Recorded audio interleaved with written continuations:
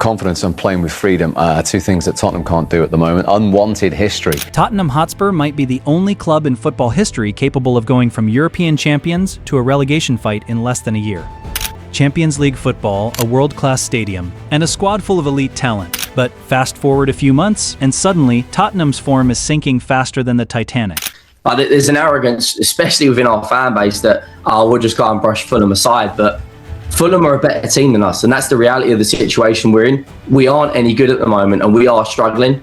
And we have got a manager who has got a very good record being interim managers, but he's never managed in the Premier League. Spurs are now sitting 16th in the Premier League, just 1 point above the relegation zone, with 29 points from 29 games. A team that once reached a Champions League final under Mauricio Pochettino. Built around stars like Harry Kane, Heung and Christian Eriksen, now looks fractured. On the pitch and inside the dressing room, players arguing with managers, defenders ignoring tactical instructions, leaders publicly criticizing the club, and a squad that, according to its own manager, is filled with good players with bad habits. So how does a team go from lifting a European trophy to flirting with one of the most embarrassing relegations in Premier League history? Is it bad tactics, poor leadership, or something much deeper? A dressing room full of egos that no longer believe in the fight. Because when you follow the story closely, a disturbing pattern begins to appear. This is how Tottenham's biggest victory may have hidden the problems that are now threatening to destroy their season. Tottenham's problem didn't start when they began sliding toward the relegation zone. It started when they got a taste of being genuinely frightening. Because that's what Spurs became under Mauricio Pochettino. Not just good, not just entertaining. The kind of team where opposition managers would stare at the fixture list, see Tottenham, and suddenly remember they had a minor injury to manage. When people talk about that era now, they love to slap the nearly men label on it and move on. But that completely misses the point. Pochettino inherited a club that finished 6th in the Premier League in 2013-14. Respectable, sure, but nobody was losing sleep over Spurs. Within a few years, he turned them into top 4 regulars, genuine title contenders, and Champions League finalists. By May 2019, Reuters noted Spurs had secured 4 consecutive top 4 finishes, moved into a brand new billion-pound stadium, and were 1 match away from being crowned champions of Europe. But forget the league positions for a second. It was the feeling of playing them that told you everything. In 2015-16, when Leicester were doing the impossible and the whole world was watching, the team chasing them hardest through the spring was Tottenham. Still within 8 points in April, still believing, still talking like a side that thought history owed them something, they eventually cracked in the run-in. Very on brand, but we'll get there. Yet the point stands.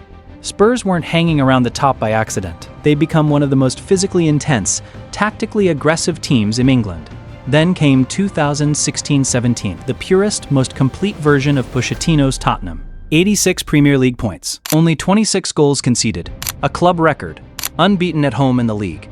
White Hart Lane became less of a football ground and more of a stress chamber. Visiting teams would arrive looking confident and leave looking like they needed a quiet sit-down and a cup of tea. That team had everything.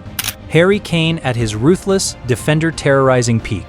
Son Heung-min stretching games open at pace, the kind of pace that makes center-backs age visibly in real time. Dele Alli arriving into space like defenders had genuinely forgotten to check over their shoulder. Christian Eriksen pulling tempo strings from deep. Vertonghen and Alderweireld giving them a defensive authority that made you wonder why they bothered having a goalkeeper. And Hugo Lloris, just in case anything got through, which it rarely did. They didn't just beat teams, they bullied serious teams. They handed Pep Guardiola his first ever Premier League defeat, 2-0 over Manchester City in October 2016. They ended Chelsea's 13-match winning streak in January 2017, another 2-0. Antonio Conte, a man not exactly known for handing out compliments, admitted Spurs were the best team in the league at that moment. And in Europe, they beat Real Madrid, the reigning champions, 3-1 at Wembley. That was the version of Spurs that kept people up at night. Intense, athletic, brave, and absolutely convinced they belonged with anyone.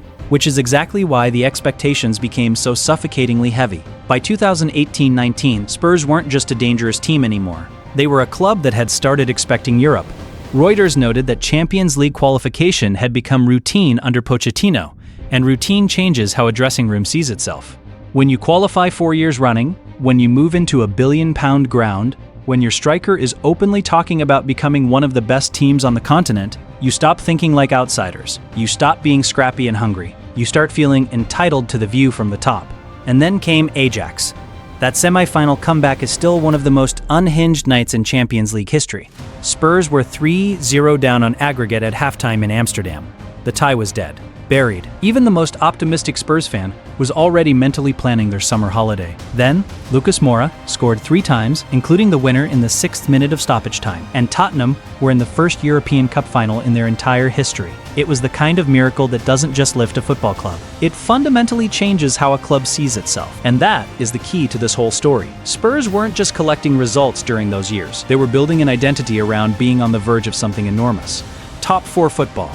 A title challenge, a Champions League final, a new stadium, world-class talent. They genuinely believed they were becoming European elite. And honestly, for a while, the evidence backed them up. But once a club gets comfortable with that image of itself, accepting decline with humility becomes almost impossible. Which brings us to the current version of Tottenham, and the contrast is genuinely brutal. In May 2025, Spurs beat Manchester United 1-0 in the Europa League final. Brennan Johnson scored the only goal. Reuters described it as a scrappy win that ended a 17-year trophy drought, delivered Tottenham their first European silverware since 1984, and secured a lucrative Champions League place for the following season. Sun lifting that trophy, confetti raining down, grown adults crying in the stands. 17 years of hurt finally over. It was a massive, massive night. But here's the brutal paradox. That glorious evening arrived in a season where Spurs were an absolute disaster domestically. Reuters noted they finished 17th in the Premier League with an alarming 21 defeats, hovering just above the relegation zone even as they were conquering Europe. So yes, the trophy was real, but so was the warning sign hiding right behind it. The cup run gave them the perfect headline. The league table gave them the truth. The trophy fixed the headlines. It did not fix the dressing room. After losing 3-1 at home to Crystal Palace on March 5th, Spurs sat 16th in the Premier League, 29 points from 29 games, 1 point above the relegation zone. Reuters reported it as their 11th league game without a win, their worst such run in 50 years. They haven't won a Premier League match in 2026.